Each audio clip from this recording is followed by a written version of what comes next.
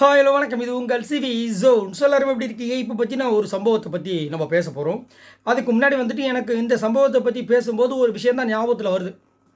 நம்ம வடிவேல் சார் வந்துட்டு ஒரு இடத்துல வந்துட்டு பில்டிங் ஸ்ட்ராங்கு பேஸ்மெண்ட்டை வீக்குன்ற மாதிரி ஒரு விஷயம் நடக்கும். அதில் பார்த்தீங்கன்னா அவர் கூட்டத்தில் நின்றுருப்பார். அப்போ அங்கே இருக்கிற ரவுடிஸ் எல்லாம் தூக்கி உள்ளே ஏற்றுவாங்க அந்த ஜீப்பில். அப்போ இவர் வந்து வால்ட்ரப் ஏறுவார்.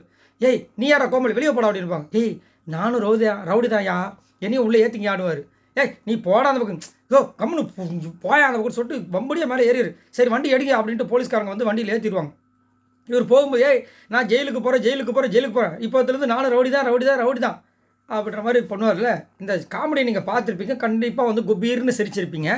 அந்த மாதிரி ஒரு சிரிப்பு தான் இப்போ இவங்க பேசும்போது நடந்துச்சுன்றதுக்காக தான் இந்த இது. நானும் இங்கே வந்து ஒரு ஸ்ட்ராங்கான கண்டஸ்டன்ட்ரா, நானும் கறந்தாண்டா அப்படின்ற மாதிரி ஒரு டைலாக் வந்துட்டு நம்மளுடைய சிவகுமார் வந்துட்டு நேற்று சொல்கிறார். அதை பார்த்தோன்னே எனக்கு உண்மையிலேங்க, உண்மையாக சொல்கிறேன், வயிறு வலிக்க ஆரம்பிச்சிச்சு. நான் யோசிக்கிறேன் எதுக்கு வயிறு வலிக்குதுன்னு யோசிச்சுக்கிட்டே இருக்கேன். அப்புறமா தான் பார்த்தா இந்த காமெடிக்கு நம்ம சிரிச்சோமே அதுக்கு வந்தால் வயிறு வலியா அப்படின்ற மாதிரி இருந்துச்சு.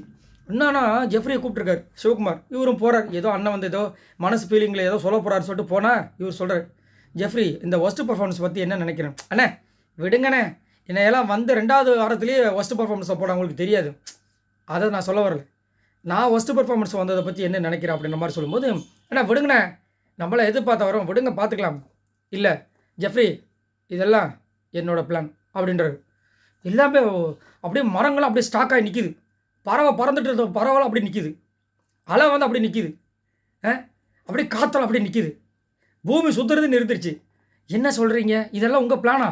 எது பிக் பாஸ் வந்து ஒஸ்ட் பர்ஃபார்மன்ஸ் கொடுத்தாரு, அதாவது ஒஸ்ட் பர்ஃபார்மன்ஸ்க்கு அசிங்கமாக வந்து ரோஸ்ட் பண்ணுங்கள், கழுவி ஊற்றுங்க சொன்னார், எல்லாமே வந்து உங்களுடைய பிளான் அப்படின்னா அப்படின்றாரு. என்ன கொஞ்சம் விலாவரியாக சொல்லுங்கள், நாங்களும் தெரிஞ்சுக்கிறோம். அந்த உலக உருண்டையும் வந்து சுற்ற ஆரம்பிச்சிடும் அப்படின்னு பார்த்தா அவர் சொல்கிறார், ஆக்சுவலாக நான் வந்து கிட்டத்தட்ட இங்கே 20 நாள் ஆச்சு. எப்படா நான் ஒஸ்ட் பர்ஃபார்மன்ஸ் வாங்குவேன், அதுலேருந்து என்னோடய கேமை நான் சேஞ்ச் பண்ணலாம்னு நினச்சிட்டு இருந்தேன். வந்துருச்சு. இதுக்கப்புறம் அண்ணனோட கேமு வெறித்தனமாக இருக்கும். அதுக்கப்புறம் இந்த கேமில் அந்த என்னது கிரேடு அதுதான் ஒன்று முக்கியமாக சொன்னார். இந்த கிரேடு வேறு மாதிரி ஒரு கிரேடுக்கு அவருடைய கேம் போயிடுமா. அவர் கேட்டுட்டு இருந்தவர் ஆன்னு சொல்லிட்டு மணி ஆட்டிட்டு போயிட்டார். நான் ஏன்பா ஒரு பெரிய மனுஷன் எவ்வளோ பெரிய உண்மையை சொல்லியிருக்காங்க, பூமியில் நின்றுட்டுருக்கு, நீ பாடுக்கு போனால் என்ன எப்படி அர்த்தம் அப்படின்னா, அண்ணே இதை தான் சொல்ல கூப்பிட்டீங்களா அப்படின்றாரு அவர். ஆமாப்பா சரி ஓகேன்னு போயிட்டாரு. என்ன நடக்குது? அப்போது இந்த ஒஸ்ட் பர்ஃபார்மன்ஸுக்கு அப்புறமா தான் நீங்கள் வந்துட்டு உங்களுடைய கேமை வேறு மாதிரி கொண்டு போகணும்னு பிளான் பண்ணியிருக்கீங்க. சரி நேற்று வந்து கரெக்டாக வந்துட்டு உங்களுக்கு பதிலாக வேறு யாரையோ ரஞ்சித் சார் வந்து ஒஸ்ட் பர்ஃபார்மன்ஸ் போட்டாங்க வச்சுக்கோங்க. அப்போ நீங்கள் என்ன பண்ணியிருப்பீங்க? அப்போ அடுத்த வாரம் வெயிட் பண்ணியிருப்பீங்க உங்கள் கேமை சேஞ்ச் பண்ணுறதுக்கு. ஒஸ்ட் பர்ஃபார்மன்ஸ் வரட்டும், நம்ம கேமை சேஞ்ச் பண்ணலாம். அடுத்த வாரமாக வேறு யாரையோ போட்டாங்க. இப்போ முத்துக்குமரனே போட்டாங்கப்பா, ஏன்னா ஒரு வாட்டி ஆல்ரெடி போட்டாங்களா.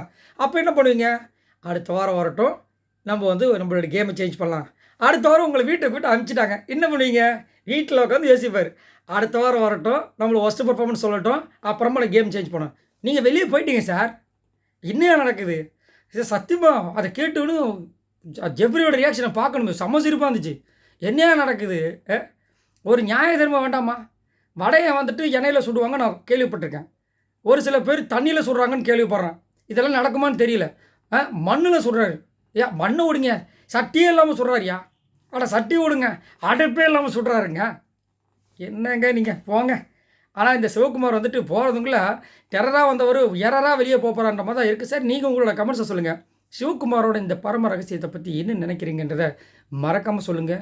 நீங்கள் அதுக்கு பாதிப்புக்குள்ளாக இருந்தீங்கன்னா மறக்காமல் போய் உங்களோட ஹெல்த்தையும் செக் பண்ணிக்கோங்க. மறக்காமல் இந்த வீடியோக்கு லைக் தட்டி விடுங்க. மறக்காமல் நம்மளுடைய சேனலை சப்ஸ்கிரைப் பண்ணுங்கள். அடுத்த ஒரு சூப்பரான வீடியோவில் சந்திக்கிற வரைக்கும் பாய் நண்பர்களே.